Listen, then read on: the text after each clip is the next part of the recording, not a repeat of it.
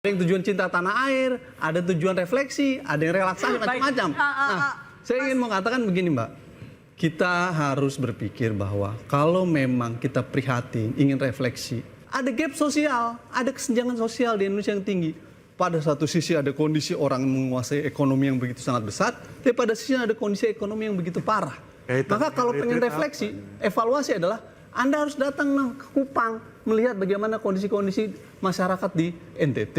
Kalau Anda pengen refleksi, lihat ke masyarakat yang mengalami ketidakadilan, bukan dengan melakukan pos-pos seperti itu. Pemerintahan ini bukan pemerintahan militer.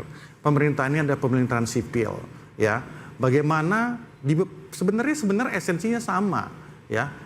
Di mana seorang pemimpin, ya, presiden, visi misinya itu harus dijalankan oleh menterinya. Itu dulu, ya kan? Kalau di militer, ya harus sesuai dengan komando.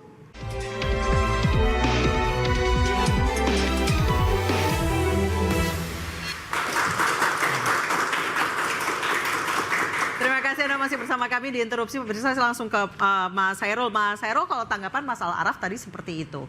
Sebenarnya kalau misalnya memang untuk membentuk karakter, menjadikan pemimpin lebih negarawan, yang negarawan itu sebenarnya butuh Lemhanas, nggak perlu nih camping-campingan, naik Hercules.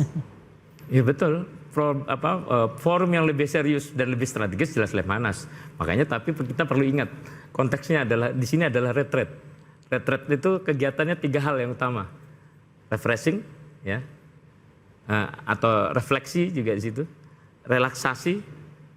Kalau menurut tadi Mas Alwan bilang akan ini bentuk dari militerisasi, Anda setuju?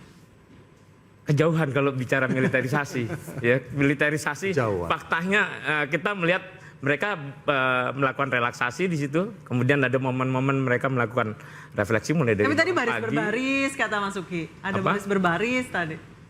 Dalam jumlah besar, pergerakan dalam jumlah besar bergerak dari satu titik ke titik yang lain supaya lebih rapi, lebih terukur waktunya. Ya, itu kan ya berbaris, walaupun ya mungkin ada yang masih langkahnya itu tidak banyak yang sepuh tidak juga. sama, ya masih tidak sama.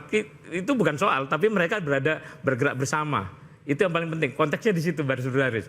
Tapi yang paling penting tadi 3 hal itu ya, refleksi, relaksasi, kemudian pembelajaran. 3 hal ini menuju pada 2 aspek yang ingin dibangun ya, kepercayaan dan kerjasama tim di situ. Nah, ini yang dibutuhkan sebenarnya. Jadi bisa kalau bentuk hanya dalam waktu 3 hari? Itu pertanyaan yang sama sebenarnya, mengapa banyak perusahaan, banyak lembaga misalnya melakukan retreat, outbound gitu ya. Itu sama gitu ya. Apa bisa dilakukan dalam 2-3 hari? Tapi setidaknya ini merupakan langkah awal yang baik untuk menuju upaya-upaya yang lebih baik lagi. Bilang team building. Yes. Masalah Araf akan ditanggapi. Begini, ini kan Presiden sedang akan memimpin 5 tahun ke depan ya, dibantu oleh para menteri. Maka pertanyaan dasar kita adalah soal refleksi, relaksasi, itu urusan masing-masing tuh, relaksasi, refleksi, bisa ke puncak, ngeliat gunung. Team building itu dibangun oleh Presiden dalam kabinet. Ini saatnya bekerja untuk ke depan. Nah, yang kedua adalah yang harus diperhatikan, kalau emang ingin mengevaluasi dan pengen refleksi terhadap kondisi kebangsaan. Jadi Anda melihat hal ini sebagai sesuatu yang tidak esensial sama sekali, mengamburkan anggaran? Kalau saya melihat sesuatu yang sesungguhnya tidak pas. Kalau tujuannya untuk apa dulu? Karena beda-beda nih. Jubir ngomongnya begini, Mas Hairul Fahmi ngomong begini, nanti koordinator presiden ngomong begini. Berbeda-beda nih. Ada yang tujuan cinta tanah air, ada tujuan refleksi, ada yang relaksasi, macam-macam. Nah, saya ingin mengatakan begini, Mbak. Kita harus berpikir bahwa kalau memang kita prihatin, ingin refleksi. Saya tadi baru baca berita tuh. Beberapa waktu lalu berita. Masyarakat satu orang menusuk perutnya ya, karena tidak bisa membeli beras tuh. Prihatin kita itu. Artinya ada gap sosial, ada kesenjangan sosial di Indonesia yang tinggi. Pada satu sisi ada kondisi orang menguasai ekonomi yang begitu sangat besar, tapi pada sisi ada kondisi ekonomi yang begitu parah. Maka kalau pengen refleksi, evaluasi adalah Anda harus datang ke Kupang, melihat bagaimana kondisi-kondisi masyarakat di NTT. Kalau Anda pengen refleksi, lihat ke masyarakat yang mengalami ketidakadilan, Ya, ya. bukan dengan melakukan Mas post-post Raf. seperti itu. Nah itu satu kalau tujuannya refleksi ya, secara serius pengen refleksi. Harusnya belanja masalah ya, bukan Belanja masalah, kita punya problem kesejahteraan sosial yang tinggi, Mbak.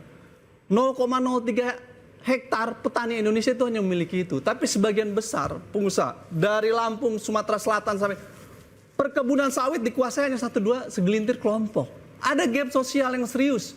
Pertanyaan saya adalah bagaimana kita merefleksikan soal ini untuk mengurangi angka kesejahteraan sosial, untuk meningkatkan problem kesejahteraan masyarakat, bukan dengan melakukan upaya-upaya militerisasi seperti ini yang menurut saya urgensinya tidak Mas Andar, jelas. silakan. Mas Araf, baru 2 hari kerja.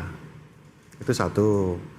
Jadi bukan sedikit, terlalu jauh kalau kita ngomong masalah itu. Ya, tadi kan katanya refleksi, evaluasi. Saya kembali ke kontekstualnya saja. Bahwa style pemimpin itu berbeda-beda. Tadi dikatakan oleh Nisa bahwa ini komando seperti itu. Ini harus diksi-diksi seperti ini kita harus nggak boleh lah seperti itu ya. Bahwa pemerintahan ini bukan pemerintahan militer. Pemerintahan ini ada pemerintahan sipil ya. Bagaimana sebenarnya esensinya sama ya. Di mana seorang pemimpin ya, presiden, visi misinya itu harus dijalankan oleh menterinya. Itu dulu, ya kan? Kalau di militer ya harus sesuai dengan komando, itu militer. Tapi di dalam pemerintahan sipil harus sesuai. Nggak sesuai 6 bulan Anda harus keluar. Nggak sesuai dengan visi misi presiden harus keluar. Sampai akhirnya Pak Prabowo membuat suatu badan sendiri, badan pengendali dan investigasi untuk memonitor pekerjaan ya, kinerja dari para menteri-menteri ini udah sesuai atau tidak dengan itu. Jadi sebenarnya Pak Prabowo tidak yakin dengan menteri dan wakil menteri yang dipilihnya dong. Evaluasi dari apa yang sudah dia jalankan selama 5 tahun terakhir, dan beliau orang yang sangat strategik gitu loh. Dia punya konsep ini bukan dalam 1-2 tahun, udah 15 tahun dia punya konsep ini, pengalaman dia di militer juga sebelumnya, dia punya konsep, dia punya ideologi, dan dia buat itu dalam bentuk strategi, secara strategis seperti ini. Jadi itulah yang dilakukan. Jadi jangan diksinya jangan diksi komando, jangan diksi pakai baju militer. Bukan itu esensinya. Esensinya ini, menteri-menteri ini harus, tanda kutip ya, harus sesuai visi misinya, harus nurut apa kata presiden. Udah, mau Pak SBY, mau Pak Jokowi, seperti itu semua. Banyak menteri yang direshuffle di periode sebelumnya juga seperti itu. Yang direshuffle itu sebagian itu karena kinerjanya nggak bagus, kedua melenceng. Makanya kenapa dibentuk badan itu supaya tidak ada proyek mercusuar. Apa yang dimaksud dengan proyek mercusuar itu? Jangan jalan sendiri-sendiri, ya. Tidak ada Superman tadi seperti dikatakan oleh Bang Ara ya. Tidak ada Superman, yang ada adalah super team. Kita kerja solid. Nah, itu yang paling penting. Jadi sinergi satu tim itu yang paling penting. Jadi kita harus bicaranya itu benar-benar kontekstual dalam hal ini. Nah, itu yang pengen beliau itu terapkan ya. Nah, pentingnya ini ngumpul itu seperti ini. Tadi kan Mas Ipang visi gitu. Ya, Mas Ipang udah ngomong ini, ya kan? Dan yang lain juga sudah ngomong bahwa ini para menteri-menteri ini dari berbagai latar belakang. Ada yang latar belakang politisi, ada yang latar belakang akademisi, ada latar belakang profesional. Nah, dan oleh karena itu mempunyai mindset dan cara pandang yang berbeda-beda. Nah, ini yang perlu dikumpulin, dijadiin satu, sehingga timbul suatu solidaritas, timbul menjadi suatu kekuatan bersama. Memang ya, kalau dibilang apakah cukup atau tidak, memang perlu panas dan sebagainya. Saya ingat pidato Pak Prabowo ya di waktu pelantikan. Salah satu isu yang serius buat Prabowo adalah melakukan agenda pemberantasan korupsi. Kita semua menyadari bahwa korupsi ini problem serius di Indonesia, baik di pejabat negara khususnya. Oleh karenanya, kalau itu menjadi hal yang memprihatinkan buat kita semua, maka yang harusnya dipilih untuk refleksi dan pendidikan itu adalah ya semua pelatihan di KPK, ya kan? KPK, Lemhanas. Enggak, mereka dilatih di KPK tuh untuk pencegahan korupsi, pendidikan korupsi, untuk anti korupsi. supaya anggaran-anggaran negara yang akan mereka kelola itu tidak bocor gitu kira-kira. Oke, Itu saya ke- jauh lebih penting saya langsung ke ketimbang Mas pelatihan Uki. dia ke Saya- militer. Mau berapa Saya- lama kayak anti gitu? korupsi. Baik, saya ke Mas Uki. Mas Uki, sebenarnya tidak perlu camping di Lembah Tidar, tidak perlu naik Hercules ke sana. Cukup pelatihan di Lemhanas atau di KPK untuk Iya. mewujudkan pemerintah yang solid Bersih. dan bersih. Mas Uki masih di mute? Ya, mohon maaf. Silakan. Saya harus mengembalikan lagi diskusi ini kepada kenapa sih dilakukan retreat ini atau retreat ini di Magelang ini, ya. Jadi tadi diskusinya sudah jauh ya ke arah militeristik, tapi sekali lagi kami tegaskan bahwa tidak ada pelatihan-pelatihan, tidak ada penggemblengan-penggemblengan yang bersifat militeristik. Kurang lebih seperti itu dulu ya. Saya harus Oke. jelaskan dulu kenapanya saya tarik agak Tapi jauh. kenapa pakai baju loreng, Mas Uki? Kenapa harus pakai baju loreng? Sebentar, saya mohon dikasih waktu dulu ya. Silakan. Begini, Indonesia ini dalam posisi di mana kita itu nggak bisa memilih, kita nggak punya pilihan banyak, bukan nggak bisa memilih. Ini either or ya. 2045 kalau kita nggak jadi negara maju, maka Indonesia akan terjebak di middle income trap. Ya. Itu dulu. Nah, untuk sampai ke sana, pemerintah, tim kami sudah menghitung ya bahwa untuk sampai ke sana berarti GDP kita udah harus sekian di tahun 2045. Oke. Maka ya pertumbuhan yang harus kita capai itu setidaknya 8% per tahun. 8% per tahun inilah yang harus kita kejar. Nah, untuk mengejar 8% per tahun itu, maka Indonesia seluruh bidang pembangunannya itu harus sukses. Dan undang-undang kementerian kita mencatat ada 46 bidang kementerian ya.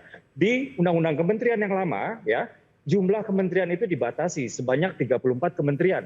Nah, alhamdulillah sudah ada undang-undang kementerian yang baru. Sekarang batas maksimum kementerian itu berada di hak prerogatif presiden. Nah, kalau kita lihat jumlah kementerian yang sekarang ya, ada 41 kementerian sektoral, lalu ada 5 badan, lalu ada 7 Menko, Menteri Coordinating Ministries ya.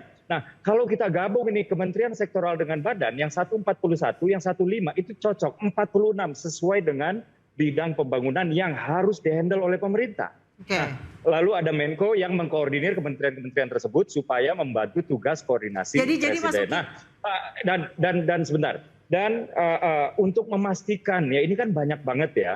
Untuk memastikan mereka itu bergerak ke arah yang sama sesuai dengan visi presiden ya, maka dilakukanlah beberapa hal. Yang pertama, sewaktu ya Presiden terpilih Prabowo Subianto masih menjadi presiden terpilih, mereka itu dipanggil ke Kartanegara ya untuk Ya. memastikan dulu bahwa mereka itu memiliki satu visi.